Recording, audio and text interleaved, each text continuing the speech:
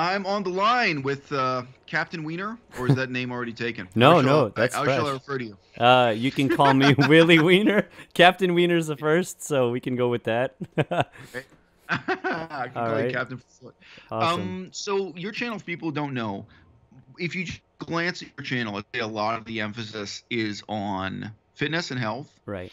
And I'd say you're taking like myself, you're someone who not only doesn't pretend to be a professional athlete, you emphasize the extent to which you're a normal person and not a professional athlete, and the Mhm. extent to which your advice is compatible with the normal lives of normal people who have full-time jobs. Would that be fair to say, That's or completely accurate. Yes. right? So anyway, obviously you have a list of questions you want to ask me, which is great. But I mean, I'm assuming you turned the corner at some point and decided that you wanted to paint a bunch of slogans on the wall of your the walls of your garage and set up a home gym.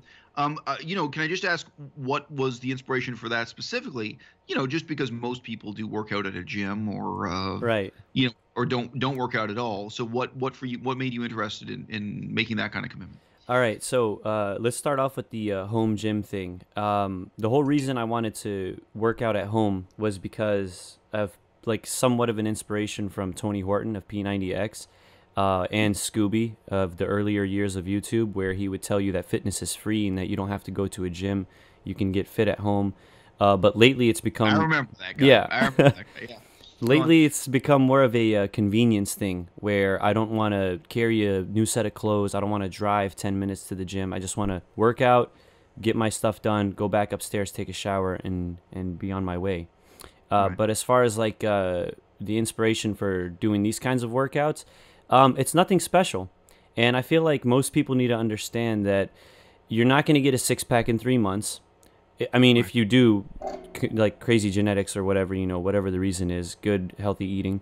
But I'm just trying to be realistic here, and that if you want realistic results, it's going to take a long time, i.e., 1 year or more. So I Right. just want to remind people that we're average people, some of us below average. It takes us a while to do one pull up. It takes other people a long time to do 5 push ups. If you can't pick up a Yeah. standard 135 pounds, that's fine. Just show Right. up. You don't have to show up and go hard. Just show up, and Yeah. eventually you'll get to where you need to be. So, Well, I've just gone through that process with my girlfriend Melissa. hmm, I might as well have been her personal trainer for the last year and a half, or coming up on 2 years now. When she first met me, she had literally never lifted any weight in her life. really, She'd never had any, yeah, nothing. wow.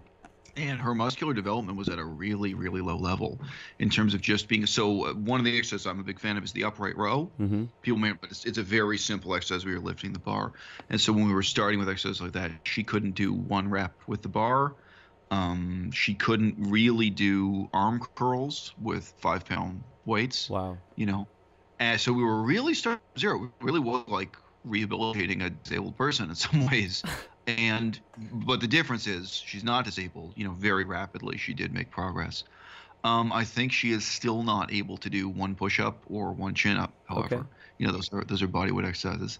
But yeah, I've seen her come a long, long way. So that was interesting. I never had any experience like that before. I've never been anybody's personal trainer. Yeah. And yeah, so the one thing I want to say before we move on, I don't think this is going to be really a fitness related Hmm. discussion, but I think it's really easy for people to say that exercise and life should not be two separate things. That exercise should just be part of your life.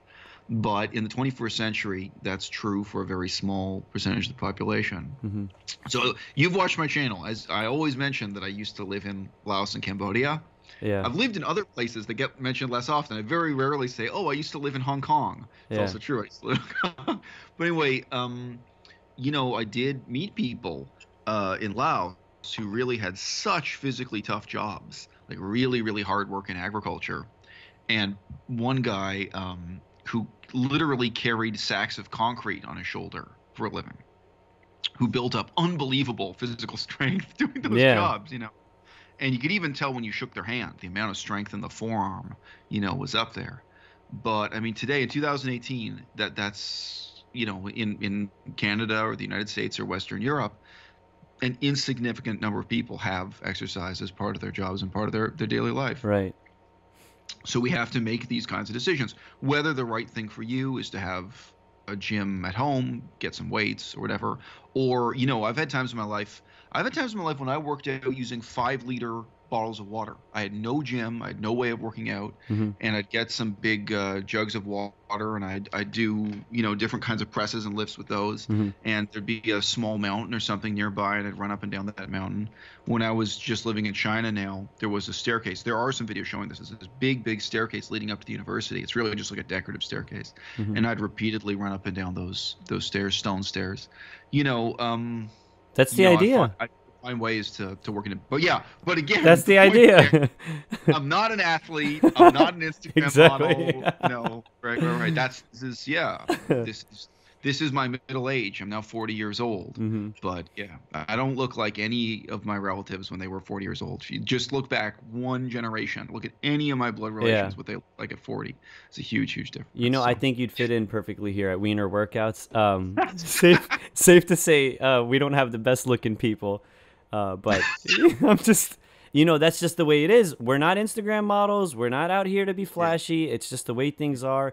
And I think we represent a very large majority of the population, especially those that are just getting into fitness. But that's the one side of our discussion.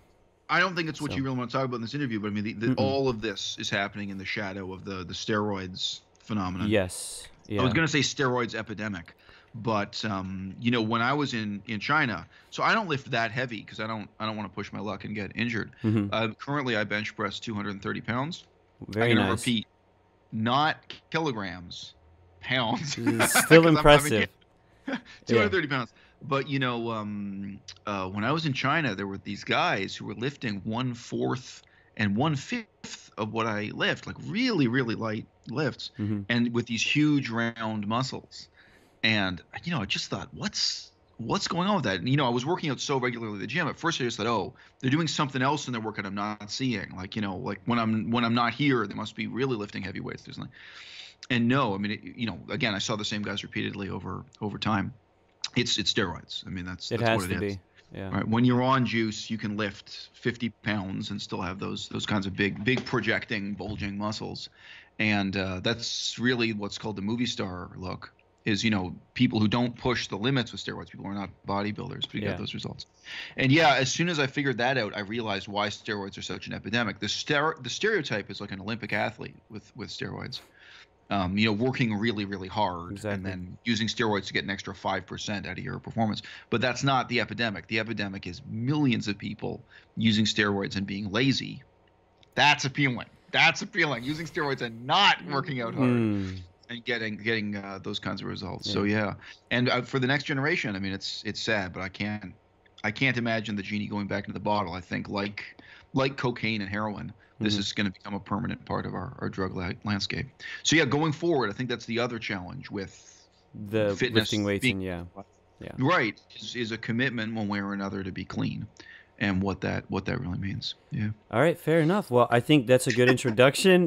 Breaking the ice, very nice segue into what we're going to be discussing. And if I may, I'm going to be pulling up the topics of discussion for today.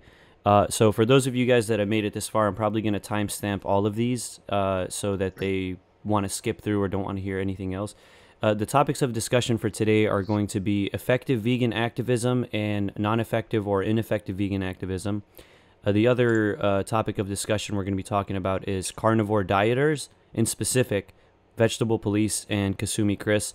A couple of others might show up. Two of my favorite people. And another topic of discussion, mental and physical health issues among vegans, and just something for a little bit of fun, maybe a little controversy, social and psychological effects of video games. So I hope you guys make it through. We don't know how long this discussion might last. It could be an hour, 2, maybe even 3, but we're just going to see how this rolls. The timestamps will be in the description. And Eisel, why don't you kick us off, since you have a lot of knowledge on vegan activism, seeing that you are one, or you advocate for it, or that you've been around the scene, and you know what good and bad looks like. So I take your word for it. Well, I remember I had a conversation with Isaac recently. So Isaac's YouTube name is Ask Yourself, and he was talking to me about direct action everywhere. So I think there's a playlist of like 30 videos criticizing direct action everywhere. I can check, but it is one of the playlists with the most videos of any playlist on my channel. I remember something Isaac said to me very unpretentiously, a very down-to-earth way, which is, I think, true of both of us. He said, look, Eisel, I think that both you and I are very reluctant to just say, this is bad for veganism. It's so intellectually lazy. It's kind of too easy to just dismiss something as being quote unquote bad for veganism. And we're critical of other YouTubers when they do that. So it really, in the past, that was more like 2016. It used to be that YouTube channels were piled up with people pointing the finger and saying this person is bad for veganism. And people have done it to me, of course. People pointed the finger at me and said that I'm bad for veganism because basically I ask some inconvenient philosophical questions and sometimes come to difficult and conflicting answers to them. But sure, there is some point at which you have to start making judgments about what is good and bad for veganism and ultimately what is a waste of your time. So, direct action everywhere is the easy case study to point to for looking at effective and ineffective activism. And the irony is they were founded by a guy named Wayne Seong.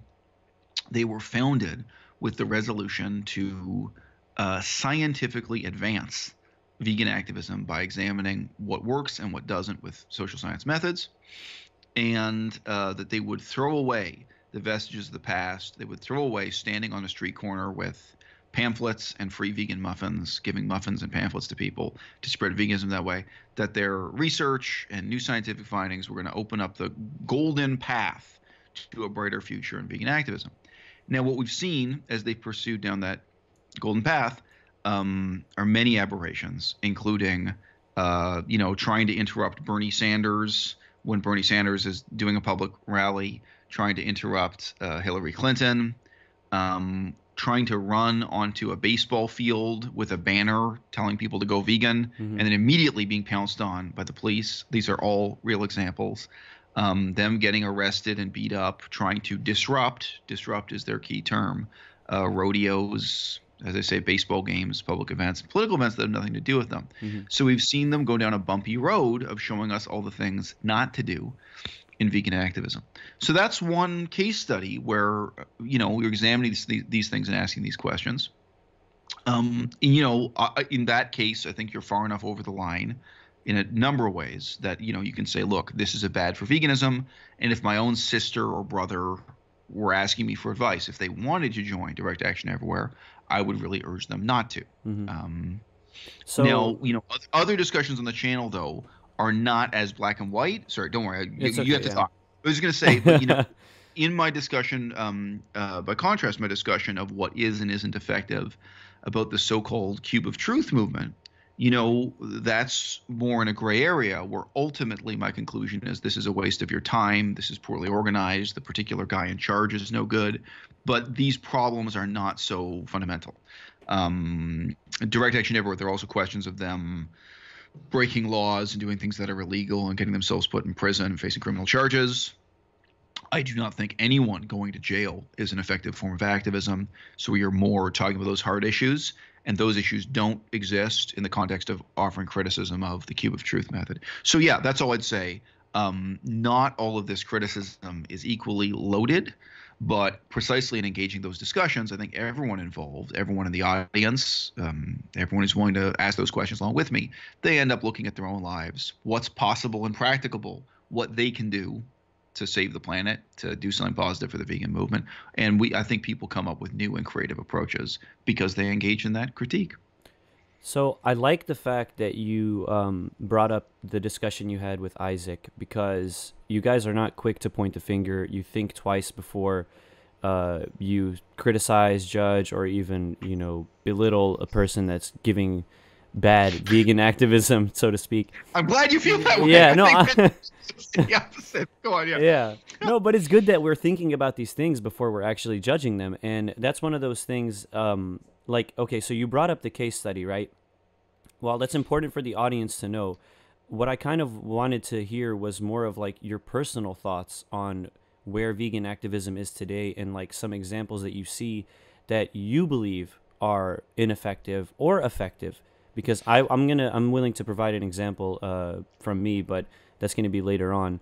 But you've mentioned in many of your videos how there are some people that take these permanent vacations where they Right. receive donations from their supporters on Patreon, and they take that money and they spend it, on vacation, on specific foods, when they could be donating it to a different charity, or they could be using their resources a lot better. Or then you have the opposite side where there are people, I think it was in the Earthling Ed vegan march in London, where he said that they're going to take no days off. That video in particular, That's right. what was I it? remember that. No days off. Right. The vegan clown college one. I mean, it was like really funny, but at the same time, it was scary because you have these people telling you that they're going to take no days off, and then there's the People are taking every day off. Yeah, so Vacation. yeah, so I mean, I don't know how to feel about that, especially if I'm going to support. Yeah. So what are your thoughts on that? Like, what do you think of the bad versus the good there? Look, I mean, the easy example of something good I can point to, they're not perfect, is PCRM. So that is an acronym for Physicians Committee for Responsible Medicine. So when people say they want a concrete example of something within veganism that's positive, I point to PCRM and I say, look, what we need are 5 or 6 other organizations like PCRM. So I'll say a little bit more about why that is in a moment. But outside of veganism, I also point to groups like Mothers Against Drunk Driving, and I point to the historical success of the gay rights movement. So within my lifetime, those are 2 really successful, really powerful, movements and types of organizations. In one case, it's a unique organization. And they don't use tactics like direct action everywhere. Mothers Against Drunk Driving does not show up at a beer store and start screaming at people and saying, don't you realize my son died in a car accident, or this kind of thing. They don't put on this kind of spectacle. They don't interrupt a baseball game and say, how can you people drink alcohol? Don't you know it causes brain damage? Right. By the way, alcohol literally causes brain damage. just I don't know. There's a sense of urgency. I don't know if they need to know that, but yeah.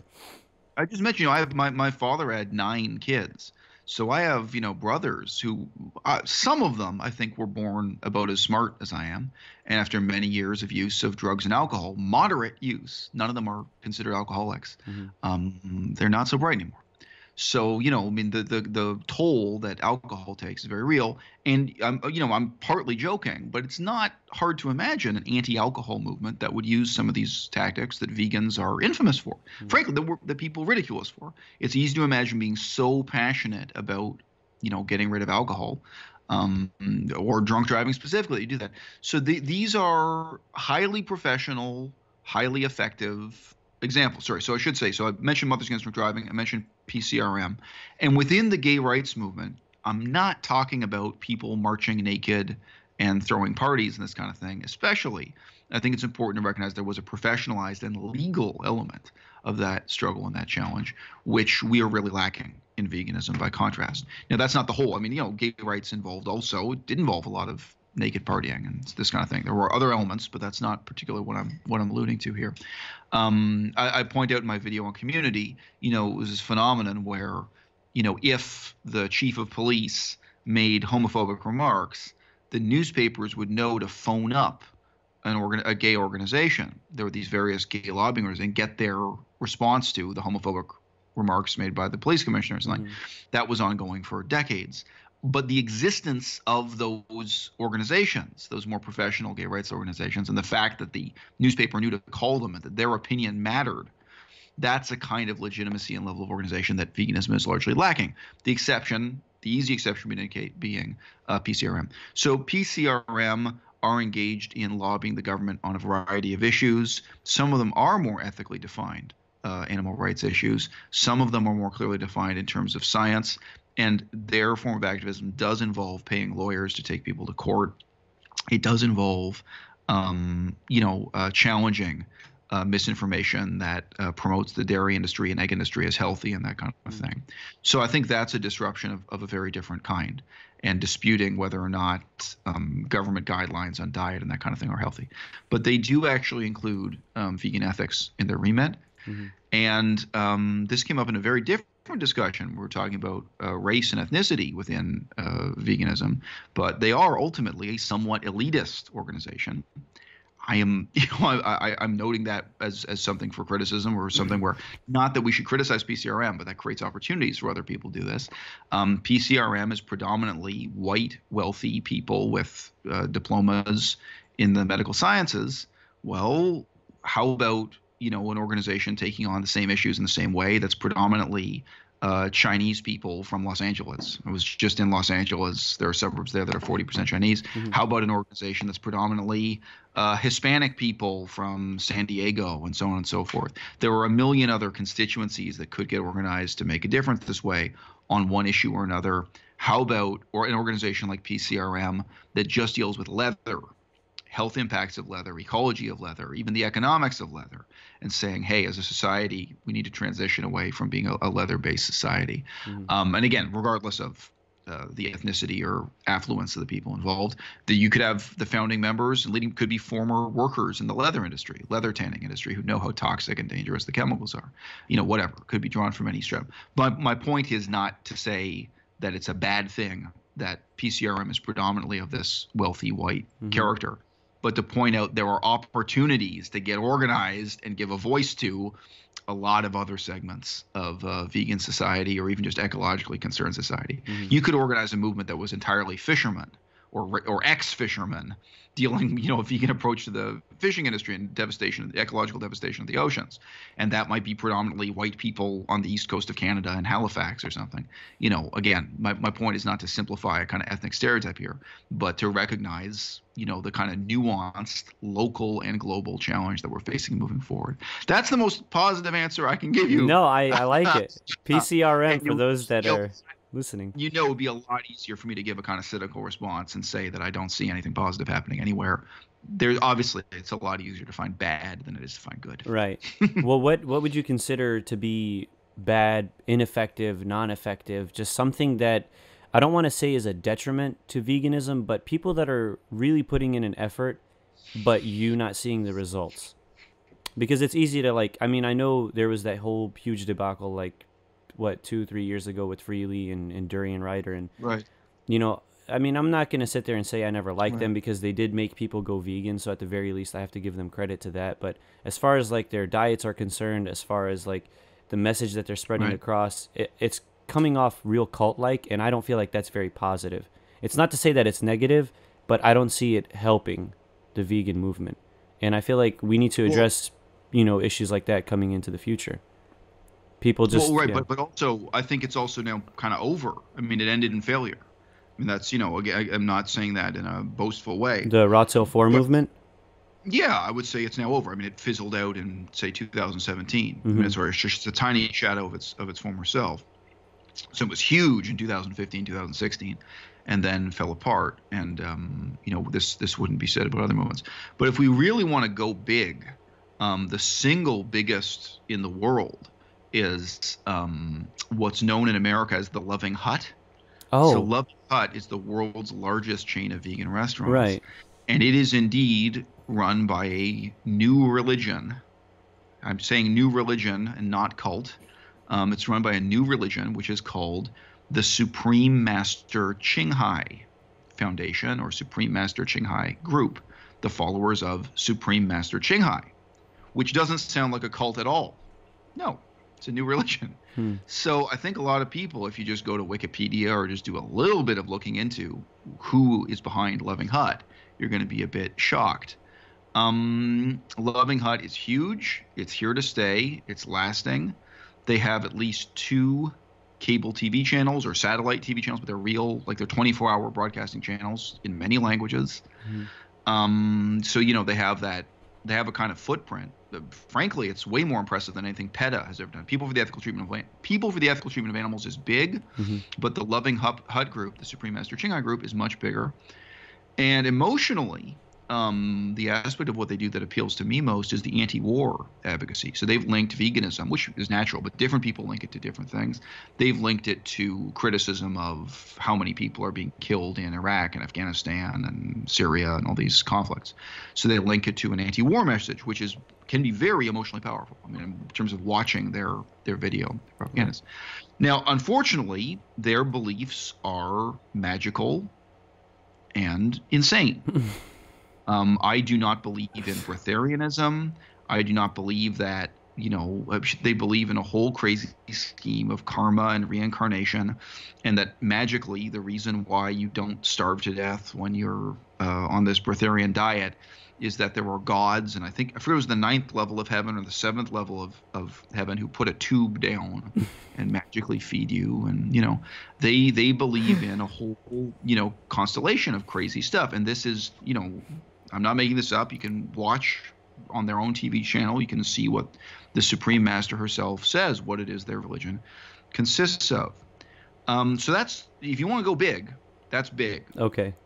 And then if you want to go small, I mean, I do think it's worthwhile to point to some of these other YouTubers, some of these people on YouTube, and say, hey, this is to quote the rapper 50 Cent, you've been hustling a long time and you ain't got nothing.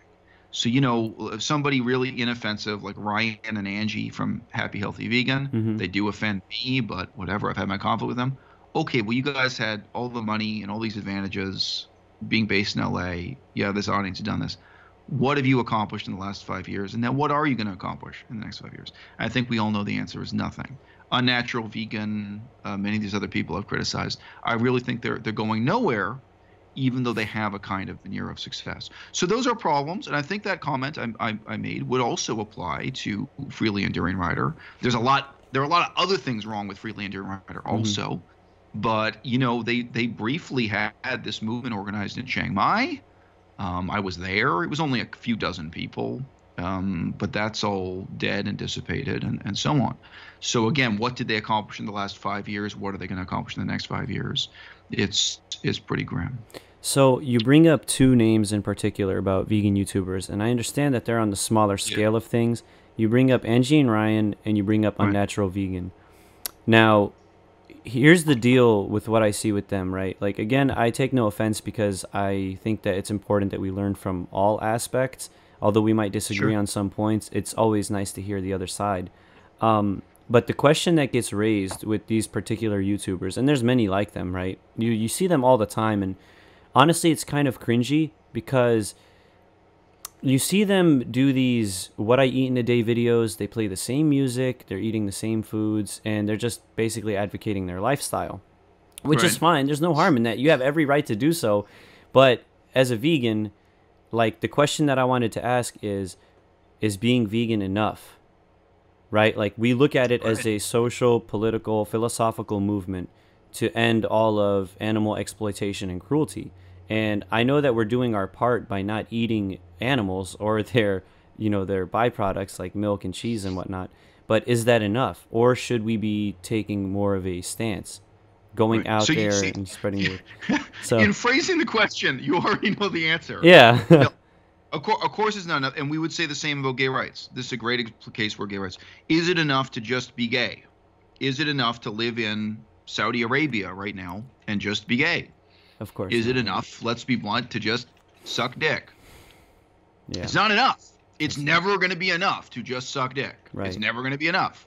And we can all, we can all pat ourselves in the back and feel like heroes for sucking each other's dicks. And at some point, you got to say, no, you know what? We actually need a political movement. We actually need some kind of, whether it's through lobbying government or protest, we have to get something, organized. right? Right. Ultimately, this is a political and democratic struggle. And of course, in Saudi Arabia, it's also a religious struggle. Even here in Canada, it was a religious struggle to some extent. It was a struggle that took place within the Anglican Church and Catholic Church. But I mean, those churches aren't that powerful in Canada compared to, majority Muslim countries, the role of religion there. But regardless, it's still a religious struggle in Israel too, by the way, just to give fair recognition that it's not particularly easy gay rights in Israel. So no, your own consumption, your own sex life, your own private lifestyle, it's never going to be enough. Now, the only caveat I put is, not everybody can do it. All my life I've known disabled people. I'm not going to say I have a lot of disabled friends at the moment. Different times in my life I've had friends who were disabled to different extents. There are people who can't really do anything just because they're physically disabled. There are people who can't really do anything due to extreme poverty. My own economic situation is pretty dire. I'm very limited in what I can do by my economic situation. I can't just fly to London and attend a conference in London, England or something. These are everything I do is a big decision financially. But the question is, and this is my way of posing it, if not you, then who? If not you, then it's who? different. Right. It can't be everyone. I say this about different kinds of political and social movements.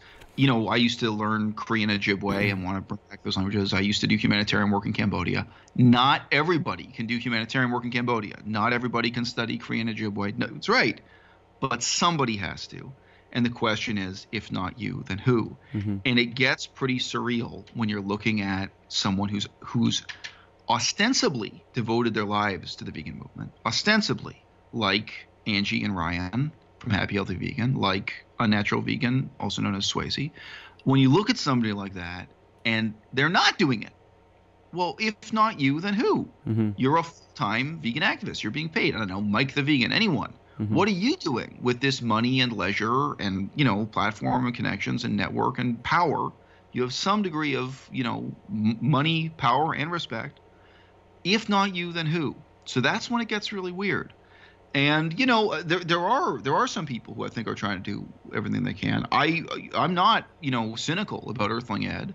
I think he probably is going to adapt and find new ways to be a vegan activist. I think he'll get bored of having the same conversation on the sidewalk again and again.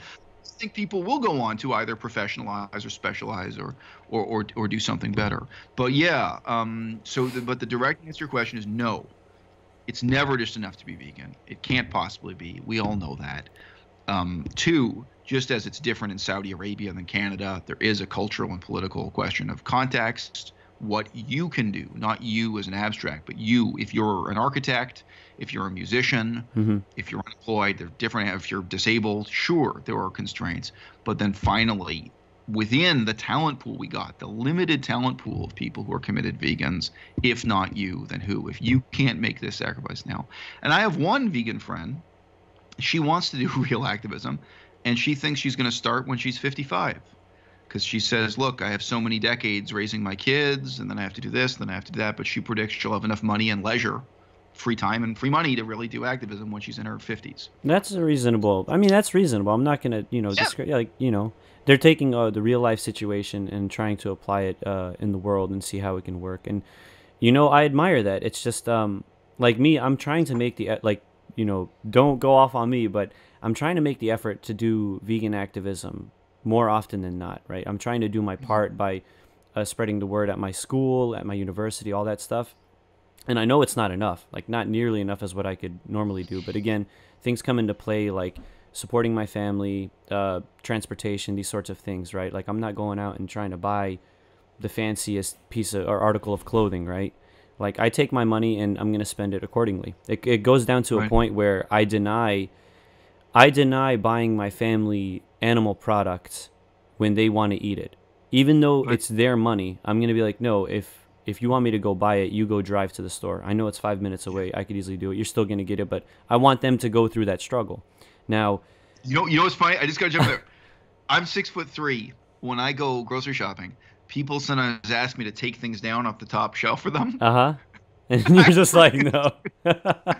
Like, yeah, that's what you get for eating meat. Yeah. I have to be. I'm self-effacing about it. I say, oh no, I couldn't possibly.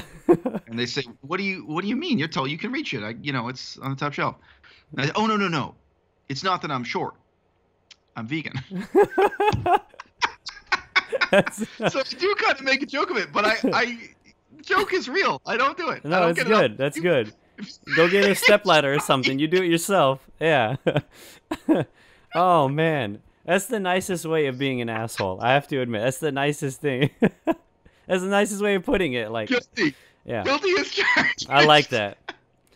That. Oh, but anyways, no, I was gonna bring up a friend of mine, who's very passionate. I know you don't like that word. I know you don't like it. You've said it in your videos before. Because passion isn't just, it doesn't bring up positive connotations. There's some negative things and emotions and whatnot. But I have a friend of mine who subscribed to my YouTube channel after I had a discussion with Vegan Gains, and oh my God, this girl, if there was a word passionate and you looked up the definition, it's her. So I follow her on Instagram. Her name is Maria, by the way, so she'll probably watch this discussion. If she's watching this, she'll know I'm talking about her. She's from Sweden. And in Sweden, they fight for a lot of different social causes. So Apparently, there's like a huge presence of Nazis. I was not aware of that until she brought it to my attention. So she fights against Nazism. She fights against, animal products industry, all that fun stuff. And one thing I notice every single day, I kid you not, she's out and about on the streets, at an animal farm, at the factory farms. She's out there and she's spreading the message. And she's shown me videos, she's shown me pictures where the police have gotten involved and had to be escorted. She tells me how they tip down deer hunting stands where they hunt deer. She hates hunters. And it's crazy. Like, the one thing that she's super adamant about are these stickers that she makes. So the way she travels is she'll use public transportation. She'll take these stickers everywhere she goes, like a good stack of like 100, 200 stickers, start pasting them everywhere. Go vegan, go vegan, go vegan. She's basically like leaving her footprint. Yeah. And it's not just her. Like, obviously it's a group and whatnot. So I admire that activism, because when I see your videos in these people taking vacations, this girl's not taking a vacation. She is literally spending every minute of her life fighting for the animals and fighting for the cause. Environmentally, I don't think she really cares about health, even though she does yoga. And ethically, right? I'm the same. I don't really care about health. But But yeah, so like, she's fighting in every way, shape, and form for veganism. And some might say like, wow, this is all this person has in their life. But the way that my friends aren't seeing, because I have a lot of friends that eat meat, and no matter what I say to them, it's not going to make them change. But with her, it's like, yes, this is her life, because it's something bigger than her. That's the way she sees it. She doesn't care if you run her over on the street. She doesn't care if you shoot her. I think she even got branded. I don't know if you've heard of that. The branding. L214, L269. Forget the number. Something like that. Yeah. Like, I mean, to me, like, to us, like, I'm not calling her, abnormal, but like, to the average person, this is kind of crazy. It's on the unusual side of abnormal. Somewhere on the spectrum, right? Yeah. I don't think I'd go to the extent of branding myself. Right. Like, I get the message they're trying to send, but I feel like there are different ways of doing it. But hers are completely suitable, especially if she's trying to spread the word.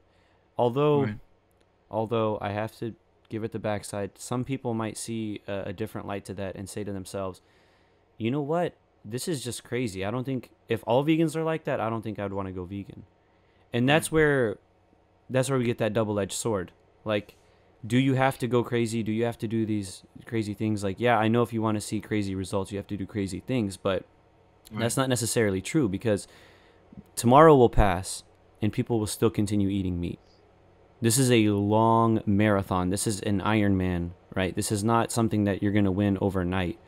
And I feel like most of the vegans in the YouTube community specifically need to understand that it's okay. I mean, I know you're against reducitarianism, but for me, it's like, it's okay if somebody falls off on their vegan diet. I mean, we'll segue into the vegetable police, but I'm just going to put this little thing here. Like, okay, well, look. So I know you're not asking me a question. I'm gonna respond as a question. What ended the Vietnam War?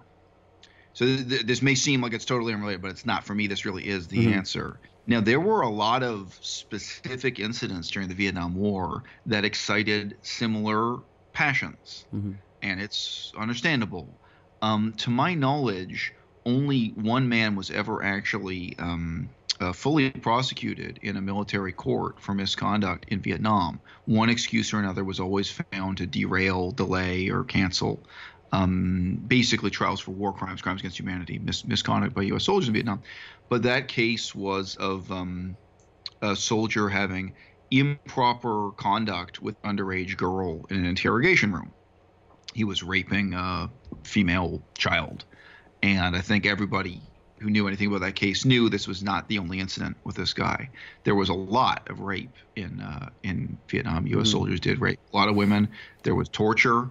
And some of the guys who committed the torture showed up at the House of Congress, what are called the Winter Soldier hearings, and complained. So the guys carrying out, it's not even like speculative. They themselves had done this torture, and they wanted to give depositions to Congress and say, hey, this is kind of over the line in what we're doing. Right. So that stuff, makes people passionate. To some extent, you wonder why are people so resigned to crimes against humanity being committed by U.S. soldiers. However, would it solve the problem? So what is the problem? Okay, first of all, The problem here we're addressing is specifically accountability and discipline in the U.S. Armed Forces. That is the problem. We're not talking the broader question of whether or not you should invade Vietnam in the first place. The point is, given that you have an army in Vietnam, that you're raping and torturing people. Okay, so standards of human rights, decency, and then accountability when those standards are violated, discipline, etc. That's what you're talking about. Nobody could possibly believe, nobody's even going to debate with me, is the way to improve those standards in the U.S. military by doing what your friend Maria is doing. It can't possibly be. Now, what is the way to do it? Okay, then we can make a flow chart and say, okay, how are we going to actually address the question of raising standards of conduct and accountability for U.S. Armed Forces abroad? And I think that's a debate worth having, and that would be a political movement worth leading and devoting years of your life to, and people donating millions of dollars to. Ultimately, all these things have a price tag. But I sympathize with someone who just wants to, frankly, go crazy. And there were people in the 1960s, and I think probably still now, just put up stickers saying the U.S. Army raped this person, the U.S. Army tortured this person, this is unacceptable, these are atrocities and crimes against humanity. But as soon as we take a step beyond that, we start thinking about outcomes and impacts, and we start thinking about how many hours and years of our life we're putting into it. We have to come to a better methodology. So that is my answer to the question. Okay. And there's a kind of necessary irony here because, again, Direct Action Everywhere, they were founded on the promise that they were learning the lessons of history. And already with this one example, you see that it's impossible to just point to the lessons of history. That's one lesson I take from the history of the Vietnam War, and that's been a part of my life in various ways. Other people can read the same history and not take that lesson at all, and so on and so forth. But yeah, that's my answer. Okay, no, I totally agree. I totally agree with you on that. Like, I don't think we're gonna have to argue on that point of view. It's just some people they do so much, but they don't realize that the magnitude that they're doing it at is very small, if not minimal. So so look, sorry, I have one more thing. Okay, go ahead. But look, okay, so my comparison there was to ultimately to a question of discipline. You're asking the Army to be disciplined or to have self-discipline and accountability, right? And in some ways, I think that is like the culture of meat eating, where you're looking, for most of us, you're looking at your own mother or your own father and saying, why can't you have some accountability? Why can't you have some self-discipline? So I mean, I don't think it's totally irrelevant to speak in those kinds of loaded ethical terms of personal responsibility and accountability. And then there's a larger cultural scale to it also. There's the culture of the military, sure. Look, I am an atheist. I see a lot wrong with Islam. How really are you going to change a Muslim majority country culturally? How are we going to change Saudi Arabia or Indonesia or Malaysia? That's a big question. It's not going to be through Maria's tactics. Again, I'm not picking on Maria. No, it's okay. But if you ask her, what if you were living in a country where 99% of the population is Muslim, like Indonesia? Is this what you do? Would you go around putting up stickers saying circumcision destroys 50% of the nerve endings in your penis? Circumcision is child abuse. There's a good example. A sticker that says circumcision is child abuse. Of course, on a scientific, factual level, I agree with this statement. Circumcision is terrible. However, on a political level, and even on an artistic level, artistically, this is an artistic and creative challenge. How are we going to change the culture? And this is why I'm using this. This is much different from the military question. Yeah. I don't think there's so much of an artistic question. But, that's more of a purely political question. It's not going to be through these tactics. And on the contrary, you may get killed using her tactics in Saudi Arabia or Indonesia. Not even necessarily by the government, just local, sincerely religious people may take offense. And again, to be fair, Orthodox Jews in Israel may kill you.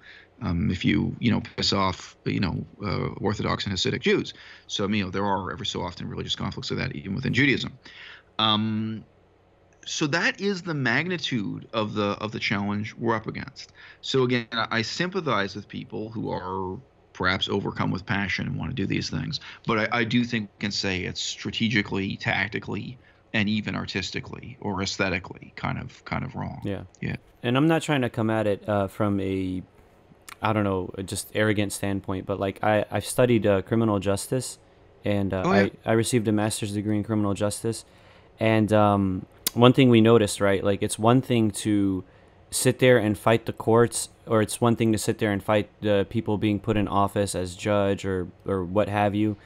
And then it's another thing to lobby, and it's another thing to write to lawyers. It's another thing to actually become a lawyer. It's another thing to join Congress. Like, it's one thing to sit there and complain about the atrocities and the injustices that are going on in the United States. This is clear and evident. We know that the prison rates are disproportionate among blacks than they are with whites. Something's out of whack, not someone, right? But if we expect anything to change, we can't just sit there and point fingers and say, this guy's racist, that guy's racist.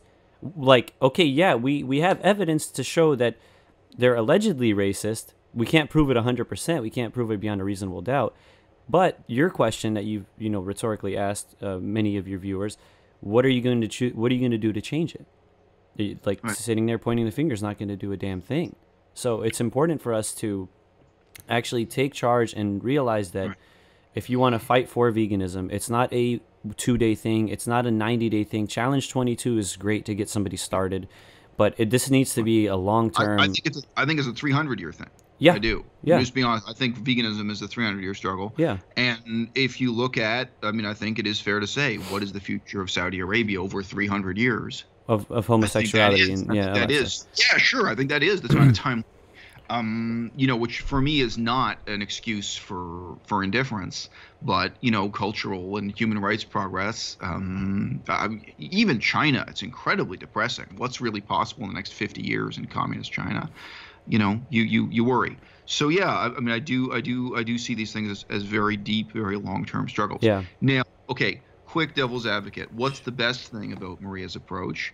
2, 1, she's going to meet other people who also care about it and want to make a difference. And that is very positive. I say that all the time. One of the main reasons I came on the internet was to make friends, meet colleagues, get organized, save the world. You can't do it alone. So she's probably going to be less isolated because she's doing this form of activism than she otherwise would be. And point 2, there is an educational and learning process involved. Yep. Now, okay, some people are so stupid they're not going to learn from anything. I remember I got a story. So, I used to do humanitarian work. And I got a story from someone else doing humanitarian work. We were in Southeast Asia. But this woman had previously been in Africa, in an area in Africa where there was a civil war going on. And she met a white tourist who signed up to fight with the communist rebels in this civil war in Africa as a tourist, And I asked her, I said, so at what point did he stop and reconsider the ethics or the morality of what she was doing? She said, you know what it was? One day, the guy standing right next to him got shot in the head. That's in his case. That's what it took, was standing next to someone who gets shot in the head. Sorry to laugh, guys. No, it's cool, man.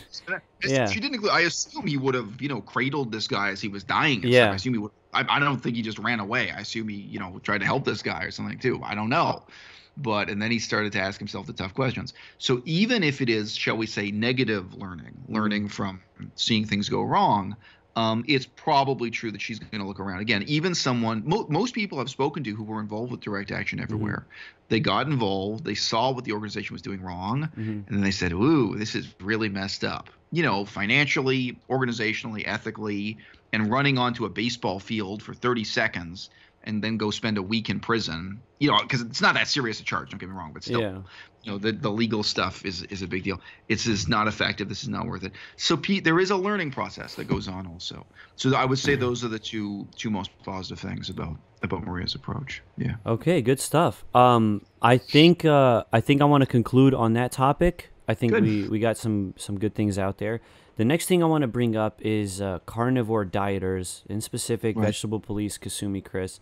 And underneath this category, I have written down 3 sub-points.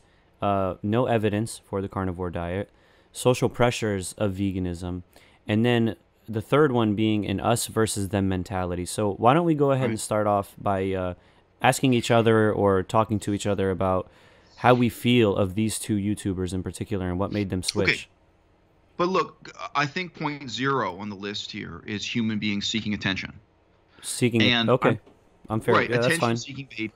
Now, look, I've known a couple families where somebody in the family attempted suicide, a younger person in the family, not necessarily a teenager or someone in their 20s, And a lot of the time, the parents, the older generation, would have this dismissive attitude of, oh, they were just doing that for attention. And I tried to put forward the argument as sensitively as possible. If your son wants attention, or if your nephew wants attention, whoever the person was I was talking to, maybe you should give it to them.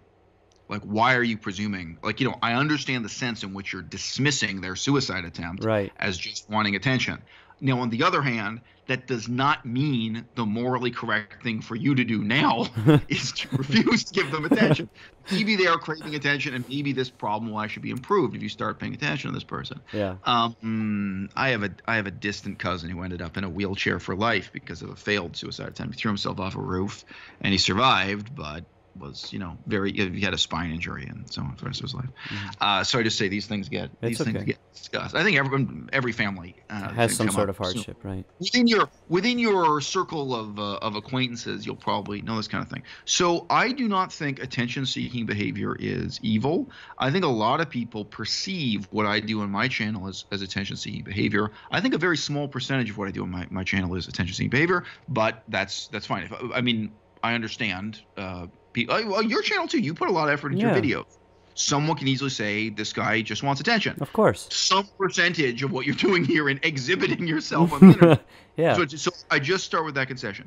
Now, that having been said, I noticed when Kasumi Chris showed up at the anti-vegan protest, her first anti-vegan protest, with Spherage, who I think is also known as Gattis. I'm probably getting his name wrong there. But they were eating raw meat in front of vegans at a vegan event, like a vegan festival kind of day, as their public protest, their pro-meat protest against veganism.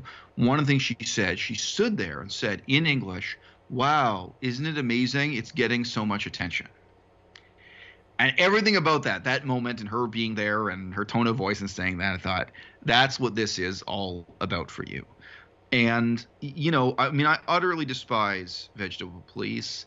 When we were both in Chiang Mai, I offered to meet up with him. I offered to have a boxing match with him, like a charity boxing match. Nobody would have gotten hurt, would have done it in a gym.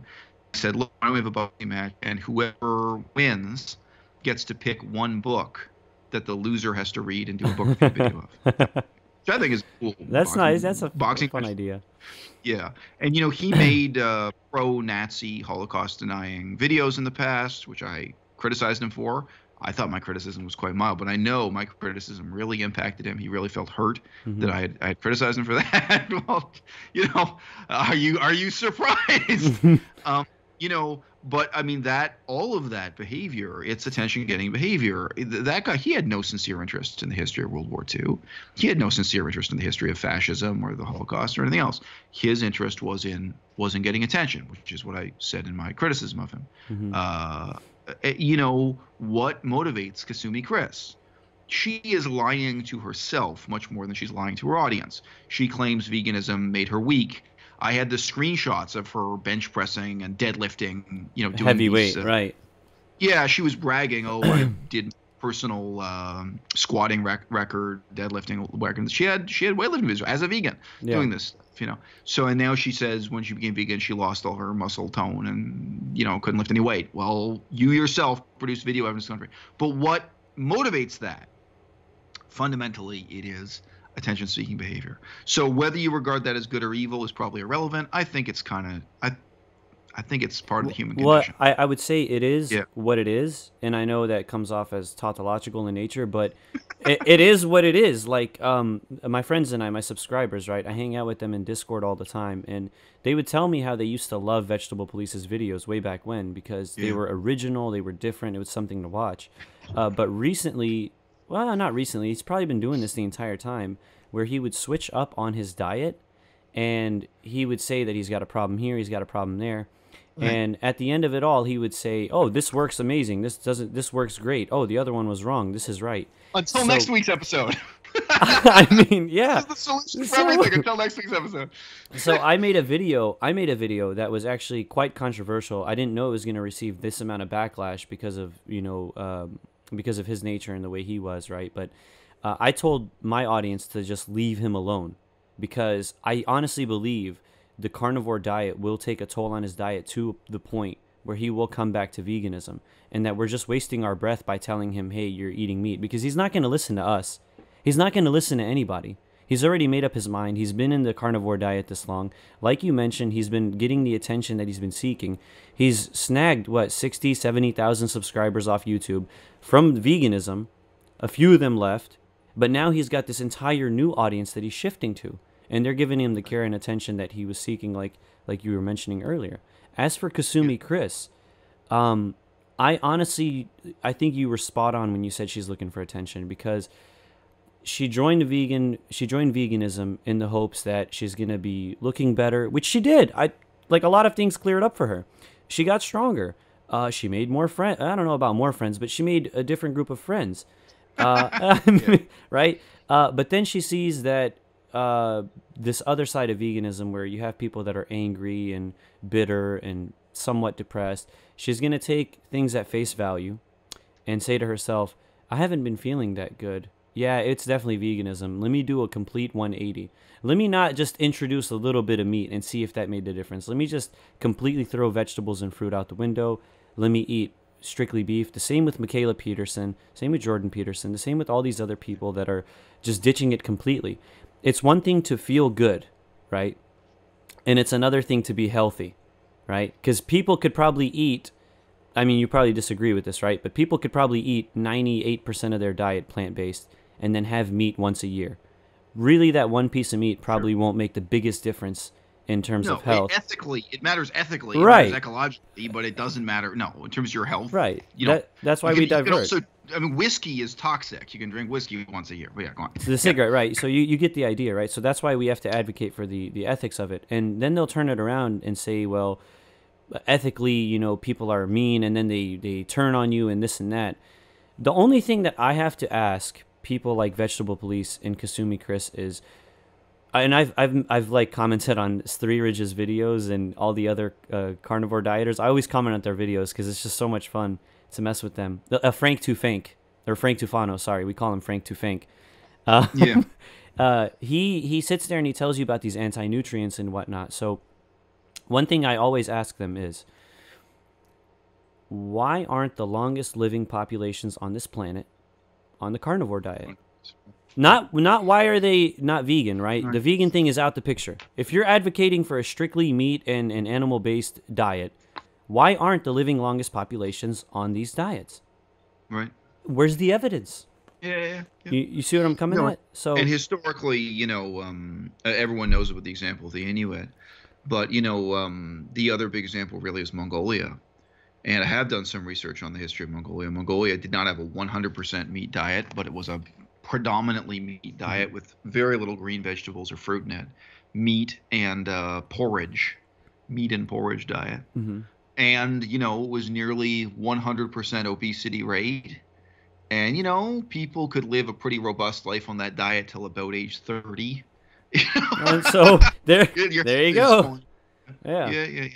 And it is what it is. I was just talking to someone yesterday who had cholesterol problems already at age 12. Wow. And she's now on a vegan diet, but she was being diagnosed with cholesterol-caused health problems I think at 12 and 14 and stuff. That's so sad.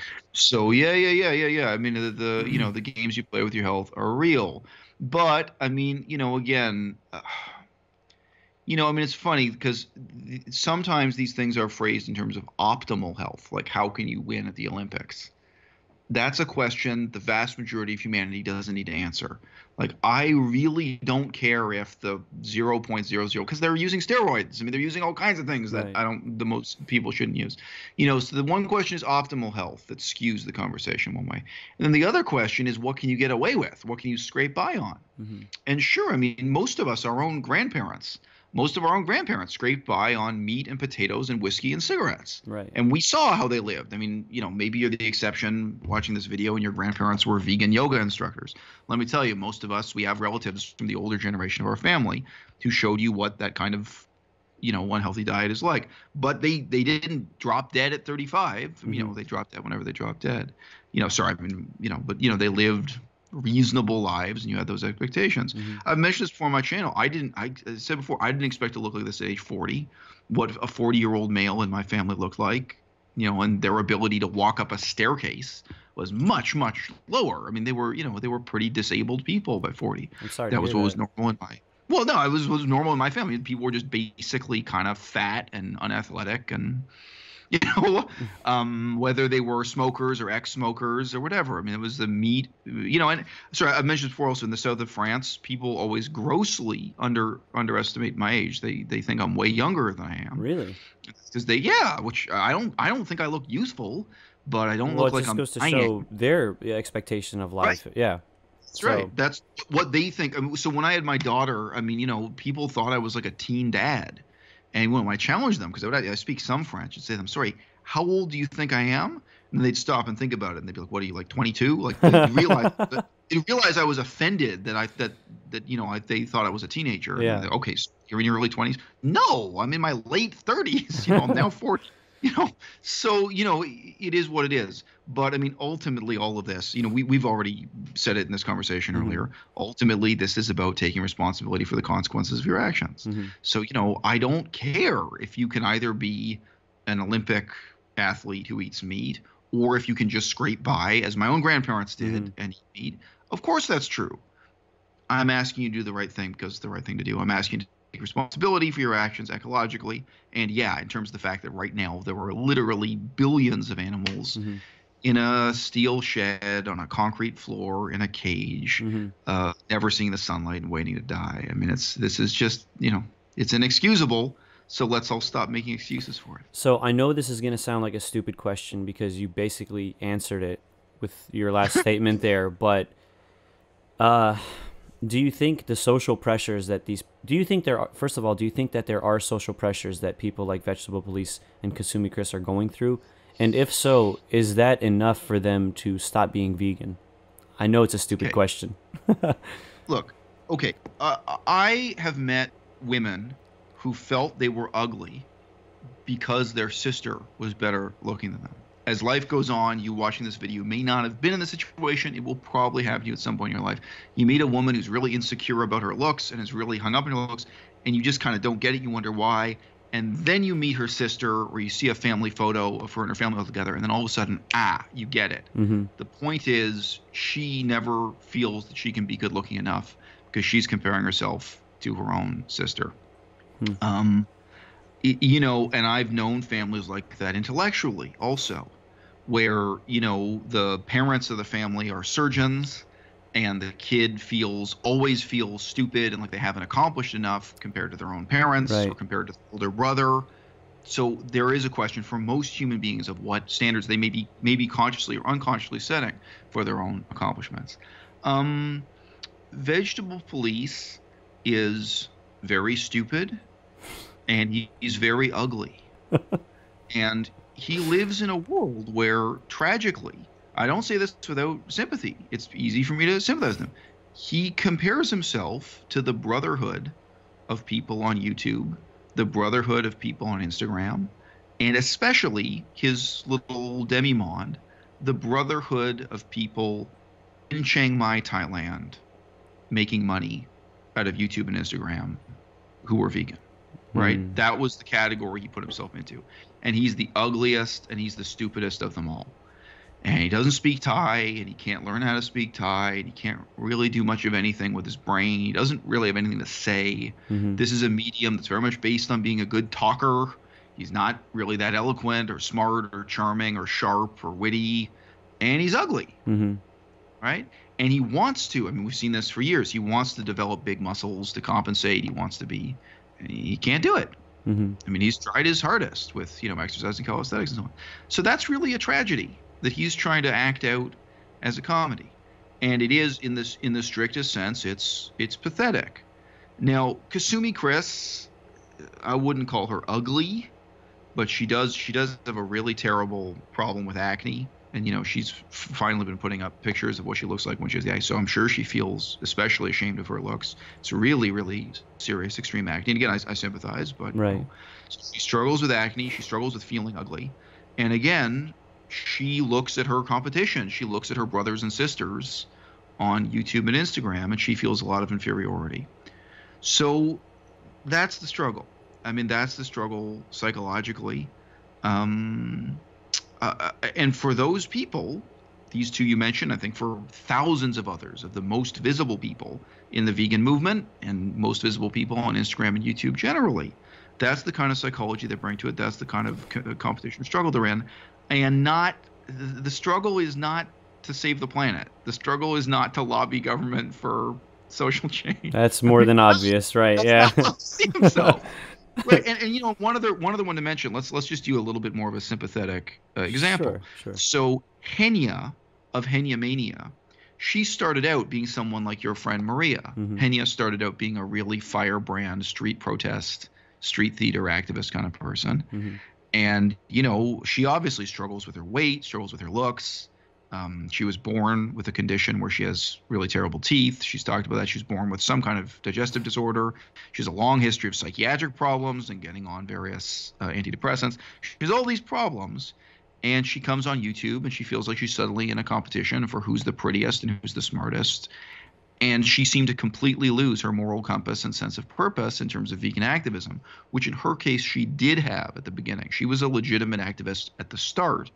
And by the end of it, she's just another vapid, you know, two-dimensional plastic, you know, kind of aspiring beauty icon, permanent vacation, Instagram whole figure. So there's a range of these things. But yeah, that's my psychological rather than political analysis of what's going on there. And it's totally fair. It's hard to get attention, and Vegetable Police is a guy who will even temporarily become a neo-Nazi to get attention. Yeah, even as a joke, right? Even as a joke, like even if he wants to poke fun at it and whatnot, if it gains some sort of attention, media attention, why not, right? So I can understand the motives, but I don't obviously I don't agree with them. It's despicable. Yeah, it's despicable. You know, right? Because how low can you go? I guess that's the next question. That is how low you go. I don't fight to the boxing match with me. I don't think that's nearly as low. No, what the hell? Somebody challenged him to a push-up contest recently. I forgot who it was. Somebody linked it. Banana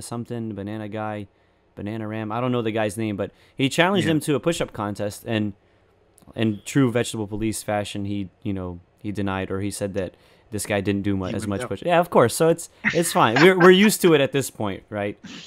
So the next thing I wanted to bring up with the Carnivore Dieters, I'm getting this sense. Now, I am not negative in any way when it comes to people that eat meat. I understand where they're coming from. I disagree completely, but I have to sympathize in the sense that I used to be in that same position not too long ago. And even 10 years from now, I'm still going to look at them and be like, you know what? You're not educated. That's fine. Take your time.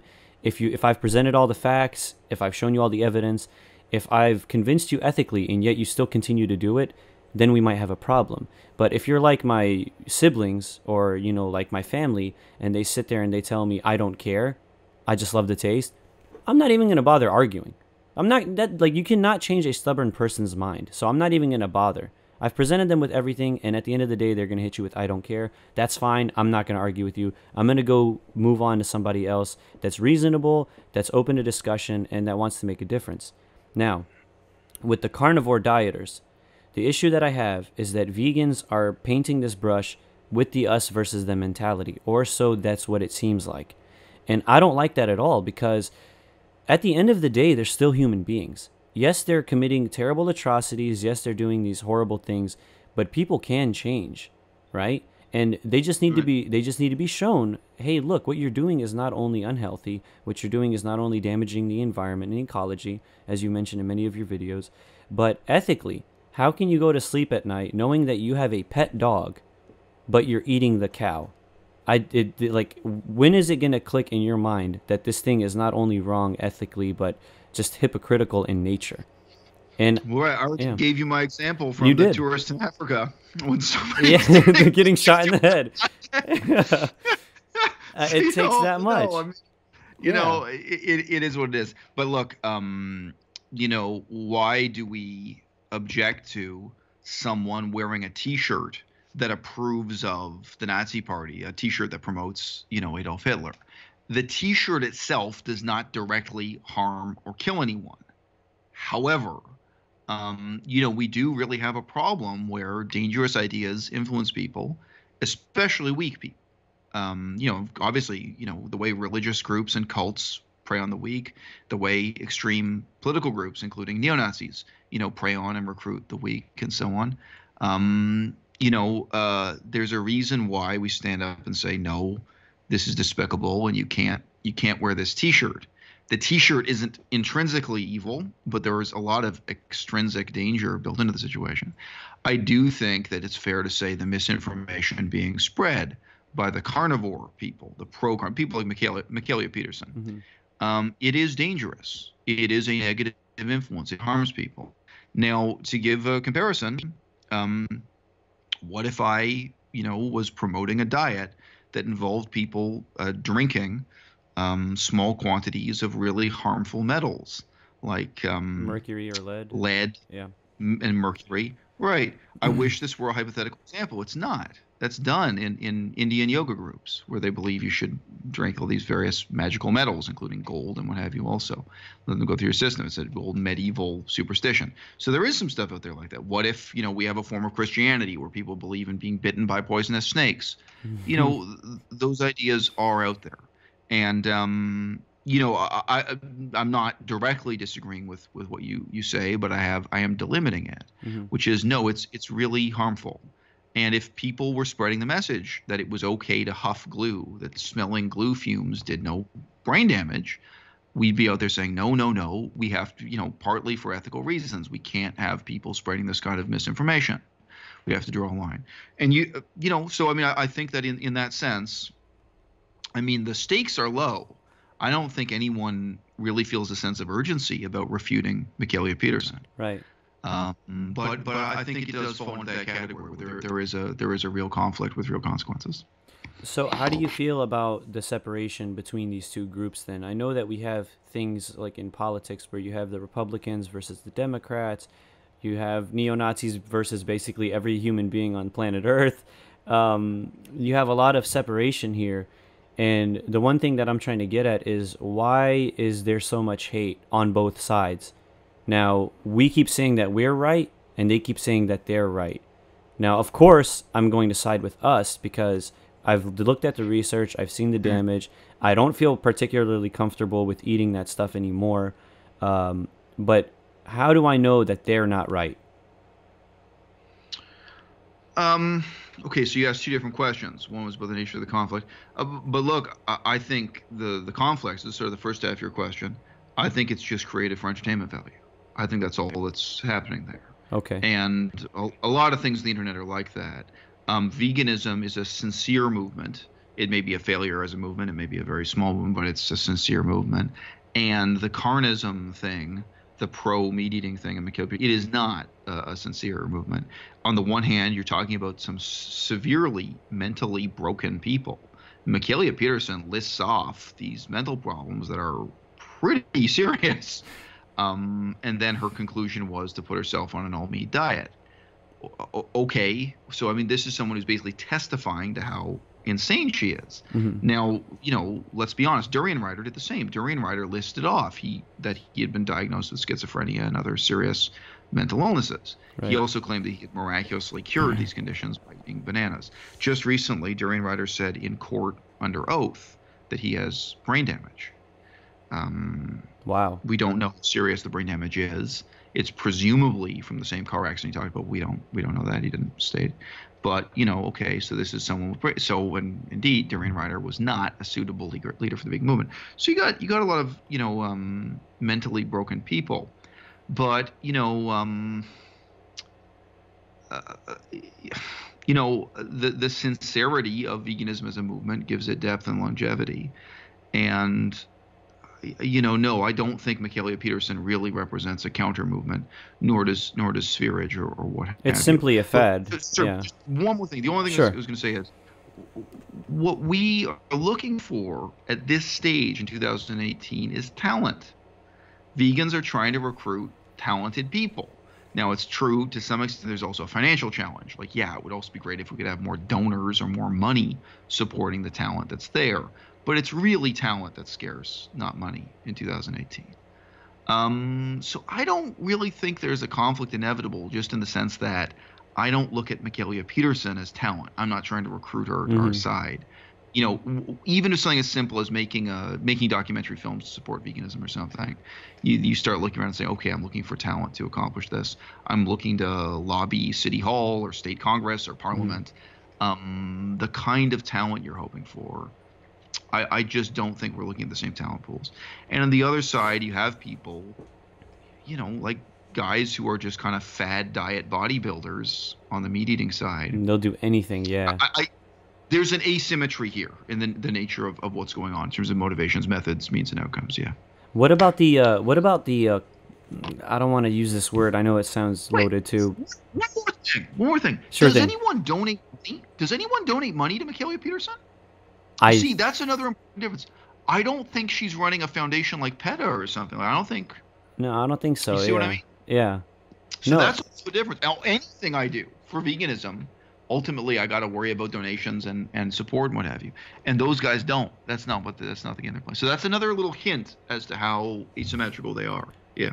So I was gonna say, like, I didn't want to say this, right? I think you're right about that. But again, I don't like to use this word, but it almost seems like there's this cult-like mentality with the carnivore dieters, and it's like, I don't know. I don't even like to use the R word, or I just say mentally ill, mentally challenged. But Three Ridge talks. Yeah, I was thinking rape, but okay. yeah. Go on. Yeah. So Three Ridge talks about how like 99% of the world have mental problems, and it's just like, I watch his videos for entertainment because it's just like so much fun to listen to somebody go super crazy about these ideas.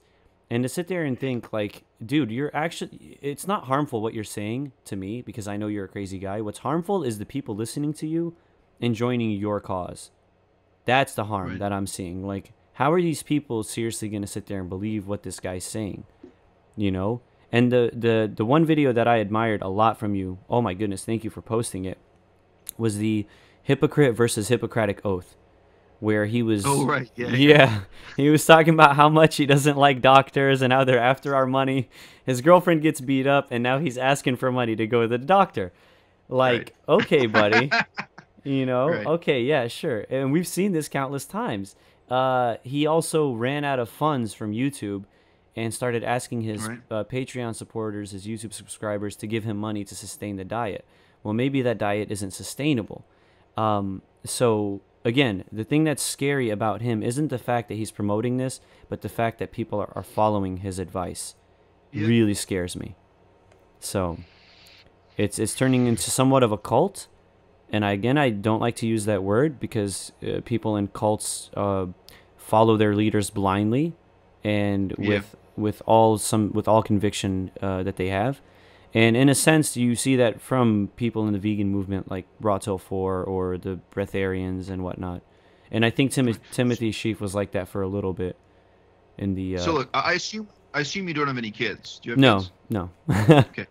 So hypothetically, in the future, let's say you have an 18-year-old son, Okay. and you'll see this applies pretty easily to 28 and 38 without much difference. Say you have an 18-year-old son, Mhm. and he starts a YouTube channel or a website in the future, and all of a sudden he's got just $500 a month coming in, and let's say just 5 women a month write to him Mhm. interested in having sex with him.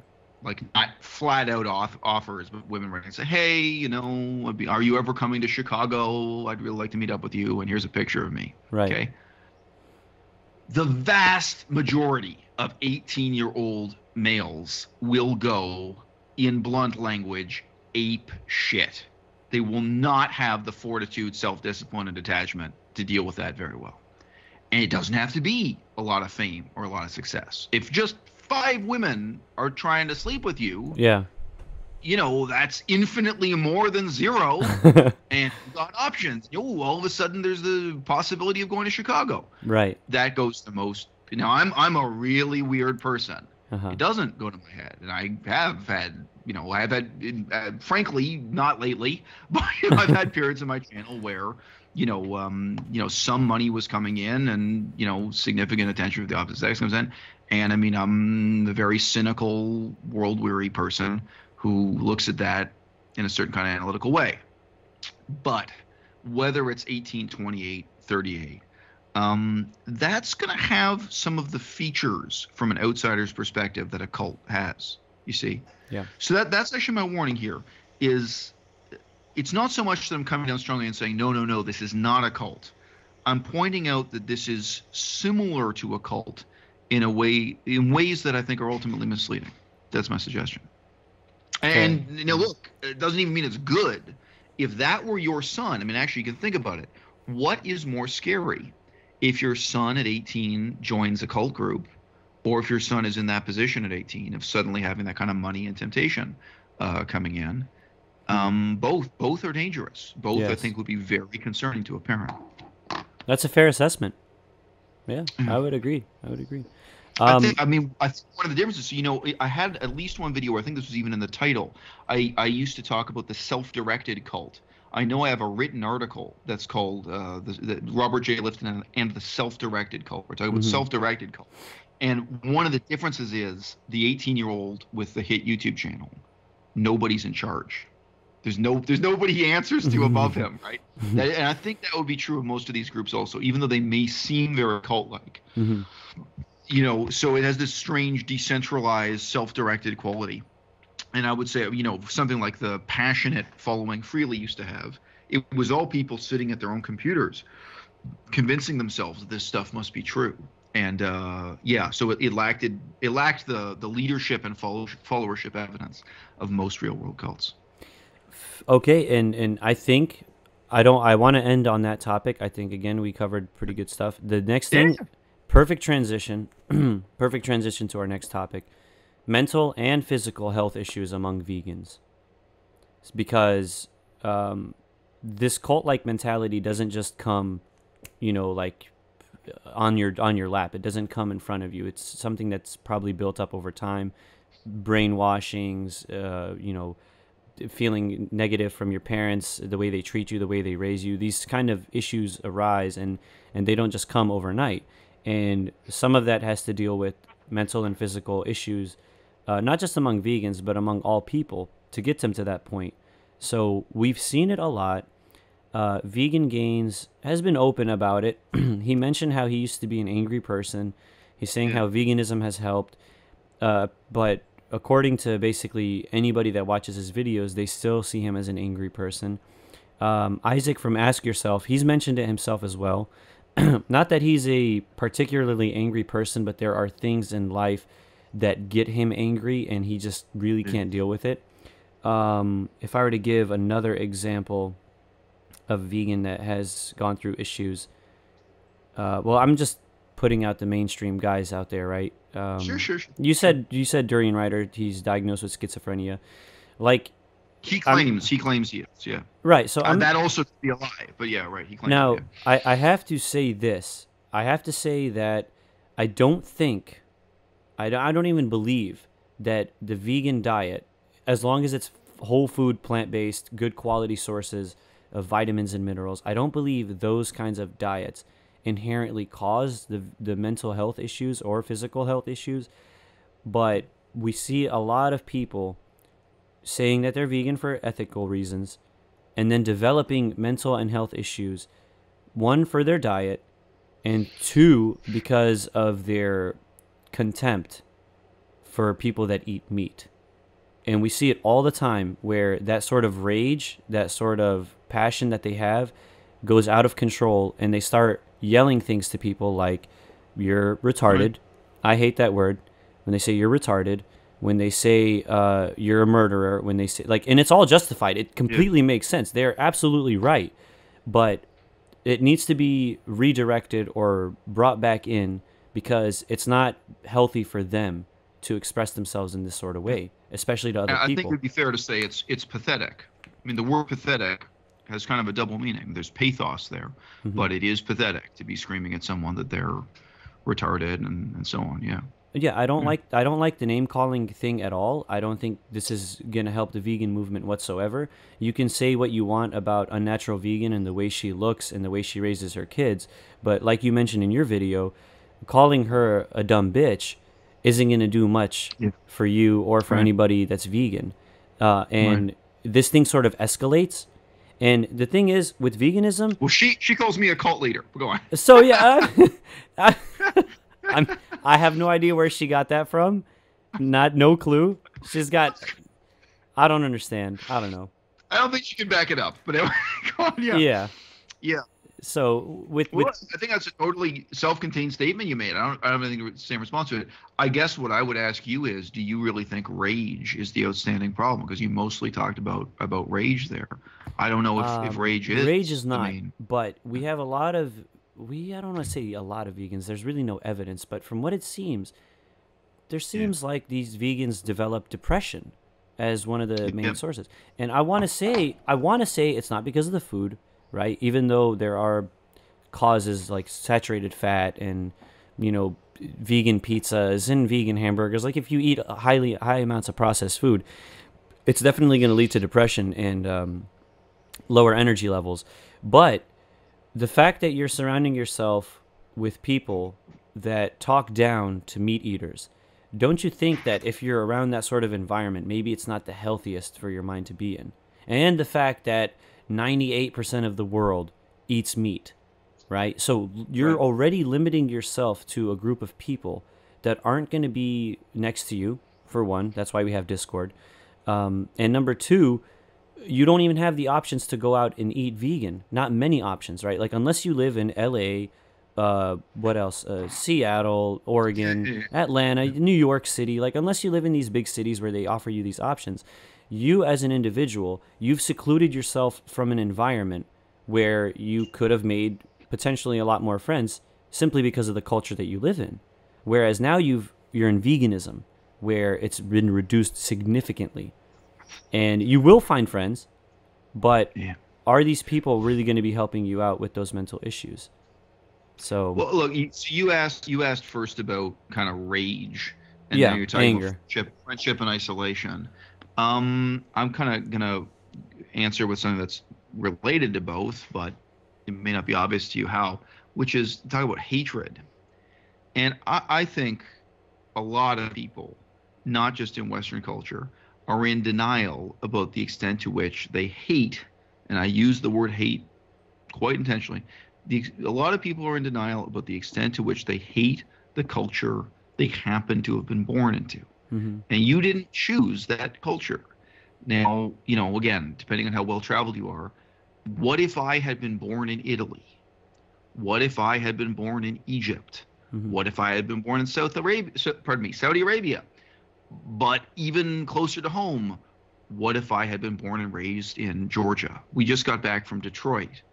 And I mean, there are a lot of things I would really, really hate about Detroit, about spending any length of time there. Mm-hmm. And, you know, some people, I mean, I'm very cerebral about this. I'm aware of the contrast between myself and Canadian culture. I'm aware of the few things that I positively value about it. I'm aware of the gaps and differences and the sources of friction and hatred or whatever. And I can try to manage that in a kind of intellectually sophisticated way. I try to have a productive, positive life despite that. People who are not aware of it, or people who are suppressing it, denying it, people who are pretending that they're happy, you know, driving an hour back and forth to work in traffic, mm-hmm. and coming home to eat meat and play with their dog and watch football on television and, you know, get deep fried chicken wings from KFC, people who are conforming to the culture they're a part of, and who may even be trying to ignore the extent to which their lives are mediocre or bleak and awful within that culture. That creates a lot of hatred, a lot of resentment, a lot of dysphoria, to use a fashionable word. Now, obviously, if you then regard that society as you know, deeply immoral for any of these reasons, it doesn't have to be, you know, veganism. Veganism is one reason.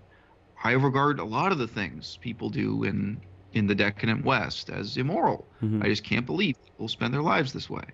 You know, I think that the whole saga of what happened with antidepressants, and you were asking about depression, I think the whole, you know, pseudoscientific marketing hype saga of what happened with millions of people, you know, badly damaging their brain chemistry with this drug, I think that's a really sad story too. And you You look at your own culture and society very differently when you know about that. You Mm-hmm. look at the medical establishment differently, so on and so forth. So that's what I would say, broadly speaking, is you have, I think, a lot of vegans. I mean, how different would my experience of veganism be if I really loved the city I was born and raised in? Of course, it'd be It's completely but right. it's Exactly. hard for me to even imagine that. Right. So alienation from your home culture or your host culture, the culture you're raised in, the culture you're living in hatred for at least some elements of that culture. Like, I don't play ice hockey. I don't watch ice hockey. I Yeah. don't go skiing. The things that my culture celebrates are a joke to me. Yeah. And I look around at my culture being built on genocide and colonialism and imperialism, and there are all these terrible Yeah. things about my culture that really bother me. I also am really bothered by people eating, dismembered animal corpses every day, but it's not the only point of alienation. So yeah, it's very hard for most people to look at that in a detached way. Again, last year and a half, 2 years, my girlfriend has become quite cosmopolitan. She now knows how different life is in France and how different it is in China, Mm-hmm. and that again gives her a different kind of insight into the extent to which being raised in Detroit and rebelling against elements of the culture she was raised in, Yeah. elements that most people don't question, that's part of it. So that's honestly, that's what I think is the underlying dynamic there. And yeah, vegans are not going to be the only aspiring social movement to have this. Yeah, to So have this. one of the reasons I bring it up, right? Again, I have to reiterate the fact that I studied criminal justice, and Right. one thing that always comes up in the discussion is suicide rates and gun ownership, right?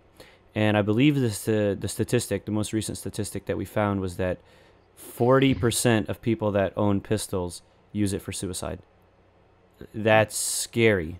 That is scary, Well, right? So more importantly, like why are they, like you say, why are they using it for suicide? Well, I think the more important question to ask is why are 40% of people killing themselves? Okay, maybe they have some sort of parental issues at attempted home. suicide. Attempted You got to suicide attempts. yeah.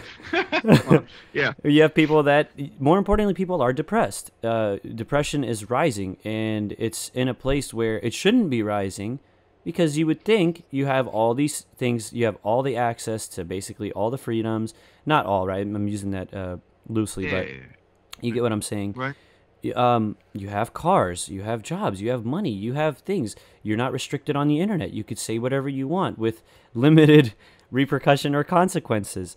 So the fact that the suicide rate and depression rates are going up higher, it pains me to know that something like veganism might contribute to it even more, or make it worse, exacerbate it. And that's not only due to the fact, to the nature of the movement itself, but it could be because of the poor lifestyle and poor habits, because people are bought by the idea, hey, look, the evidence shows that veganism is the longest way to live. Veganism is the most ethical thing. You're given all these great things about such a great movement, and at the end of it, you say to yourself, well, I can still eat potato chips. Oh, I'm vegan. Oh, I can still drink alcohol. I'm vegan. Oh, I can sit on the couch all day. I'm vegan. They get, like, some people get the idea that they truly are better, and they get this superiority complex that they could literally do anything they want as long as it doesn't infringe on the freedoms and rights of other people or animals. So So, look, I actually disagree with you here, and sure. maybe I'll convince you, but this is a rare case where I get to disagree with you. I think what people have a scarcity of is meaning in life. Now, you're right. There are a lot of things we don't have a scarcity of. There's an advertisement on this table. You can't see it. It's off camera. There's an advertisement for the Nintendo video game series Metroid. Uh-huh. Now, I could take any example of, Mickey Mouse, or, there's so many things in our culture that are ultimately really hollow and meaningless. But I mean, the Metroid video games have been around since I was a child. And it's the same plot every time. You're a person in robot armor who shoots space aliens. There's no meaning. There's no storyline. It's very Right. repetitive. And I think any one of those games is at least 20 hours to play through. Probably most people, like, probably each game they play for 40 hours, 60 hours. Obviously not in one sitting, Mm-hmm. but it's not like a movie. A movie you maybe watch for an hour and a half. So people grow up spending all of these hours on Metroid. and they spend all these hours on, a lot of meaningless pop culture stuff.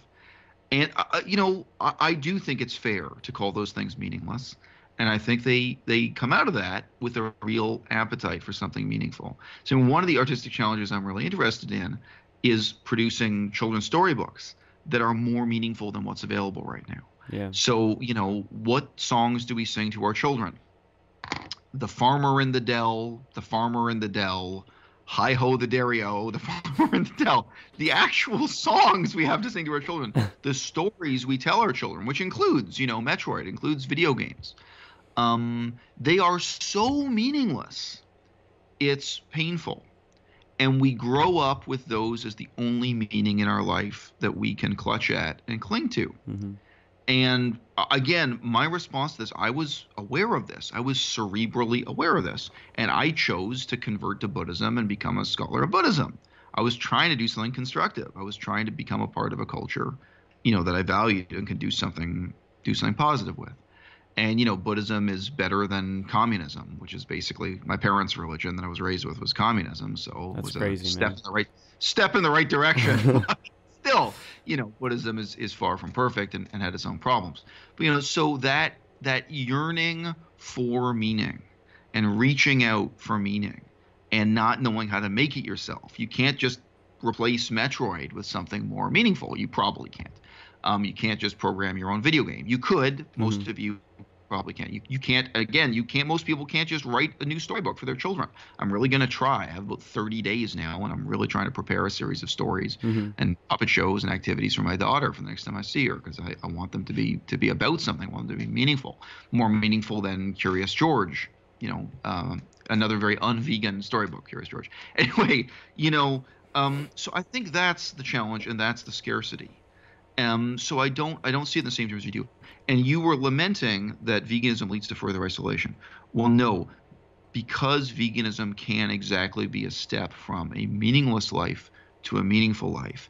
And moreover, veganism for many people is a step away from meaningless forms of rebellion against the culture you were born into. A lot of people, they're upset with the culture they're in, so they start wearing a leather jacket. Yeah. They start having a mohawk, the hairstyle mohawk. They start dyeing their hair funny. Goes. There are many forms of rebellion that are meaningless and self-defeating. And what's the point? I do think that veganism is an act of rebellion. It's a refusal to conform and comply with cultural expectations. But I think it's a meaningful one. I think it does bring meaning into a lot of people's lives. There is pathos in that struggle, and there's tragedy in it. But there's also tragedy in people spending 40 hours playing Metroid, trying to see the good ending. That's also those games, beating it repeatedly so you can see the good ending and not the bad ending. I didn't look at it that way. And that is mass. That is epidemic. Right. Most people have nothing but Walt Disney, Nintendo's Metroid, the Friday night sports game on TV. That's all they've got. And I am completely confident in saying veganism is better than that, despite everything that's wrong with veganism. I would say the same. And it's not easy for me to say that about Buddhism. It's not, because Buddhism, it's much more difficult to have something positive in Buddhism. It's Good. okay, but yeah, I didn't think of it that way. When you brought up the concept of meaning, it definitely got me thinking for a little bit. I'm like, yeah, you know what? I'd rather be alone and fight for something that I can stand for than be with a million people that stand for nothing. So in that context, I could see where you're coming from. Well, okay, that's a good image, but let's just put it this way. I could buy tickets to go to an ice hockey game or go to a football game. I'll be standing in a crowd, but I will be alone in that crowd. Yes. And now when I fly to Europe, we're going to both France and Germany, and I'll let people know on social media so they can meet me. Maybe I'm going to meet with 2 or 3 vegan activists in Europe. Maybe just one. There's one I know we've already lined up. But I have something meaningful in common with them. Hey, maybe it's going to be 10 or 15 people. But, I'm not going to be alone with those people, so to speak. See? So that's big difference. Meaning can lead to togetherness. And it might not. You might remember, you might not, the vegan woman who tried to kill a bunch of people at YouTube headquarters. Oh yeah, the Um, I don't know where she was from, right. Pakistan or something. Yeah. Yeah. Yeah. Yeah. Some Yeah. I know, I remember the girl. Yeah. Yeah, so she decided to try. I think she only shot a couple of people, but she was trying to murder a large number of people Right. and then commit suicide. It was this kind of event. So she had never had a boyfriend. She was a virgin until the day she died. She felt she never fit into American culture. She was very unhappy with it. Mm-hmm. Religiously, her family were Baha'i, as I recall, Baha'ism, a relatively small religion. There's a Really? lot of alienation there, and she never overcame her accent. She spoke English with a thick accent, Mm-hmm. despite living in America basically her whole life that she could remember. I think as a very small child, she was outside of America, but. Hmm. So yeah, there's an example of someone. I think veganism was the only meaningful thing she had in her life, and it wasn't enough. Hmm. It's not enough. She needed a boyfriend. I mean, she needed whatever. She needed all kinds of other things. She probably needed a career and education and stuff too. I'm sorry, I'm not judging. I'm just No, assuming it's okay. there were other things in her life that weren't so rewarding. That led her to this point of desperation and misery. But I don't look at that and say, okay, veganism was the problem here. I think probably veganism was the only thing that was any good. Mm-hmm. It was really a very bleak, miserable, depressing, life for her. Some people would disagree. I Sure. do not. But that's probably because they're not presented with all the evidence. They haven't been exposed to a vegan lifestyle. They don't know that it is a different world in some sense, where when you walk into a grocery store, you're always Yeah. passing the meat aisle, and you don't think about food anymore. You think like, wow, I can't believe this goes on for Yeah. another 30 feet, So like, yeah, it's a Yep. scary thing. And not only that, but this is just one store of hundreds of thousands Right. of stores in one state, of 50 states, of 200 countries. Like, you start thinking in those terms and you say to yourself, wow, I can't believe this is still going on and that nobody's realizing it. So for them to have that thing to not contribute to, and to say to themselves, no, I have more discipline, I have more willpower than to eat something that tastes good, it speaks a lot to them. And again, like you said, it gives them meaning for life. It says, hey, you're not doing this for you. It's for the Yeah. animals. It's for the ecology, and it's Yeah. for basically Yeah. those that, yeah. So, Yeah. I mean, do you have any other And, points and that you and want to? and some people experience that as tragedy. I mean, for some people, it's tragic.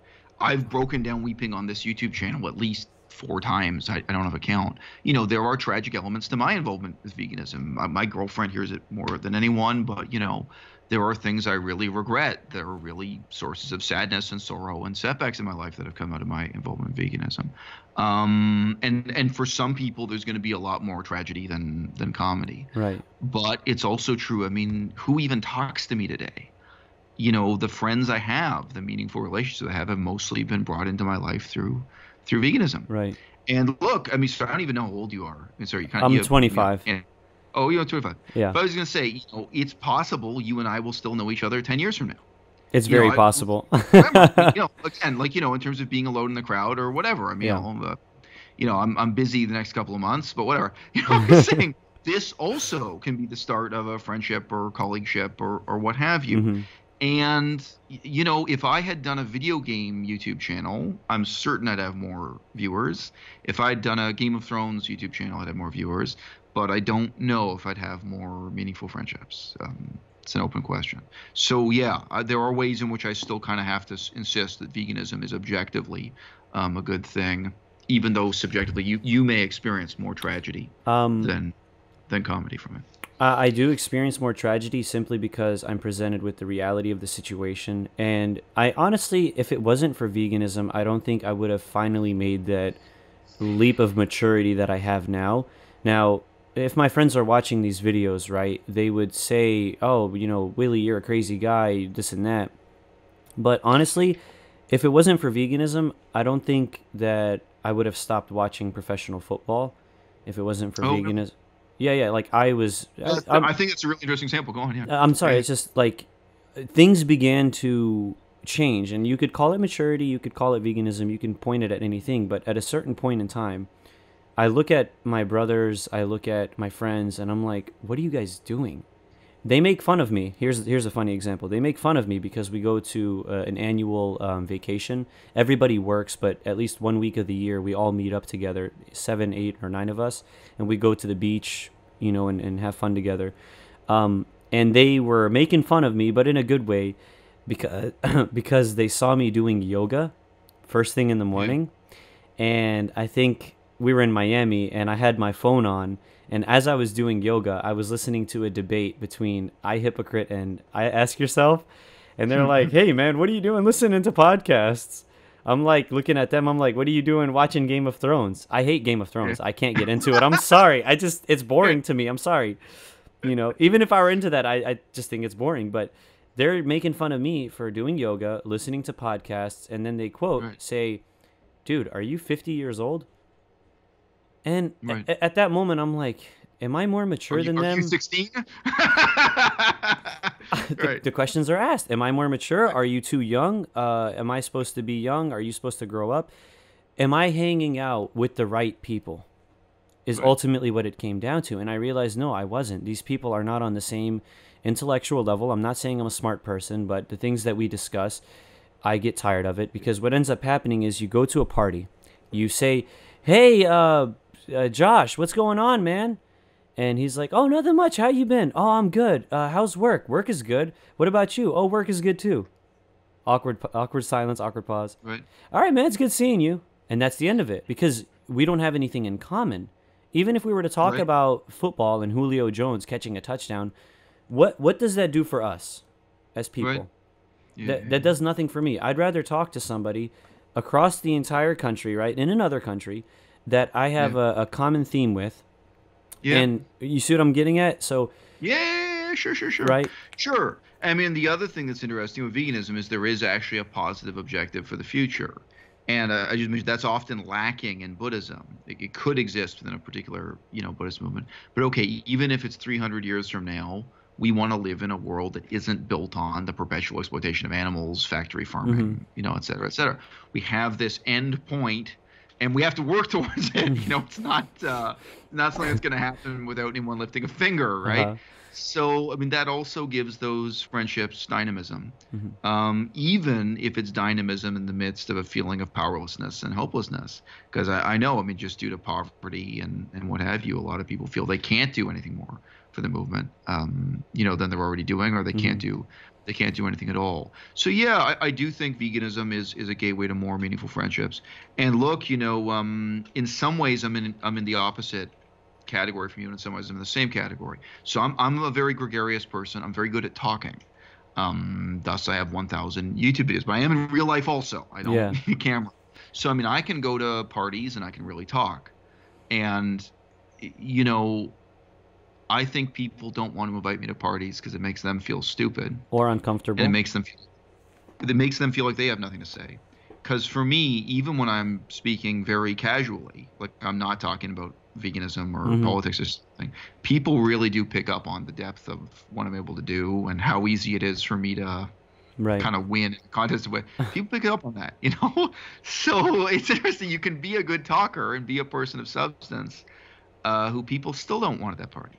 And they don't want to feel stupid, and they don't want to feel judged, and what have you. So there's also a kind of self-selecting, stupidity.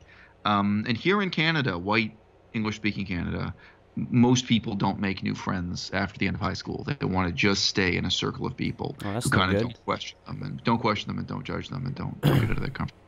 Yeah. Anyway, and I've seen contrasting cultures, all over the world. In China, people do become friends with you, but friendship in China is almost always linked to business. So friends are a hybrid of friend and colleague, which is very different from Western culture. We think of those as very separate. So, even I was talking actually with an Arab friend. I don't know, I guess a Palestinian, for lack of a better category. That makes two of us. Anyway, so we were talking about the contrast between Maghrebi culture and European cultures. That's Western Arabs, or however you want to put them. Because in France, you see that all the time, and their attitudes towards friendship and what have you. So it really does vary from place to place. It's not, this isn't some kind of universal dictum, but yeah, does veganism isolate you, or does it unite you with people you have something meaningful in common with? The answer is both. Yes. And yeah, I see the tragedy of that. Hmm. But as Socrates said, the unexamined life is not worth living. I don't think anyone who's vegan wants to go back to, because you can do it. You can just not tell people you're vegan. You could just lie and say you're lactose intolerant. Yeah. You could just make up an excuse when people offer you a hot dog, and it's not hard to lie. Hmm. You can get used to it, and you'll see how different your life is when you just don't tell people you're vegan. And if you think that's going to bring something positive into your life, you can give that a try for a month. You really could. Instead of the 30-day vegan challenge, 30-day continue being vegan but pretend you're not vegan challenge, and you will see just how little positive brings to your life. Sure, and it plunges you back into that undifferentiated world of trying to make conversation about football and ice hockey games. Is there a 2-year challenge to that? Because if there is, I think I destroyed that completely, because nobody in my school thought I was vegan. And it came down to a point where we had this seminar or this gathering, and one of the administrators or the event creators, right, they ended up asking people for food. So who's vegetarian? I look around. Right, like, I mean, what am I going to say, right? Vegan. And then to my left is Dr. Richard Wright. He's very well profound in the criminological literature. I didn't know he was. I didn't know he was vegetarian either. He's been vegetarian for 22 years. We both look at each other and we're like, "Oh wow, I guess we're the only two in the room." And they bring out the food and they have these wraps. And I remember specifically, this was the first time I ever told anybody at school that I was vegan. A friend of mine, her name is Taylor, right? She looks at me, she's like, "I didn't know you're vegetarian." And I said, "Oh, I'm not, I'm vegan." And she's like, "No, you're not." Like, she's denying me of what I eat. And I said, No, I'm vegan." She's like, "How long have you been vegan?" I said, March of 2016. And she's like, "What? I could have sworn I saw you eat." I'm like, no. So then she started questioning what I'm eating, right? And I dissected that entire wrap. I'm like, tomato, lettuce, okay, no sauce, no cheese. Okay, we're good. Is that an avocado? Okay, we're good. She's like, "Oh, is that bread vegan?" My God. So for 2 years straight, nobody had known about my lifestyle, because while it was a part of me, they just don't need to know. It's just one of those things. So in a way, if I felt like if I did tell them, they would look at me differently. They probably wouldn't have the same conversations that we usually have, which usually it's just about some sort of article that we read about rape or some controversial topic. So that's where the dividing line is. For me, there's a direct contrast. I have Jewish heritage. I don't have Arabic heritage, but I do kind of look Arabic, and there's a reason. My mom asked me whether you were from the Middle East or something, because we're Palestinian, right? And she's like, some people guess Persian for me, right? She's like, "Look at his eyebrows." I'm like, "Mom, he's kind of Jewish though, like he's not Jewish, but he was raised and So but I hate to tell you this, but if you go back just 5,000 years, Jews and Arabs were the same people, genetically. Basically, branches from the same tree, so it's no wonder. But for me, there's a direct contrast between veganism and alcohol. I do not drink alcohol, and I quit drinking alcohol incredibly long time ago. But I normally, in social situations, I not only don't draw attention to that, I conceal it. Like, I just go and get a drink, like whatever it is, Coke, Sprite, Pepsi, something, whatever. And I just don't mention what I'm drinking to people, and they assume I am drinking alcohol. Now, why is that? It is in some ways, but I don't want them to feel judged. And the reality is, I do judge them. I do kind of look down on people. I don't want them to think, I'm superior and they're inferior. And the reality is, yes, I really do think it's superior to be sober than drink. I do believe, alcohol causes brain damage. But that's not the point. Alcohol, if you drink alcohol, you are only harming yourself. If you eat meat, you are not only harming yourself.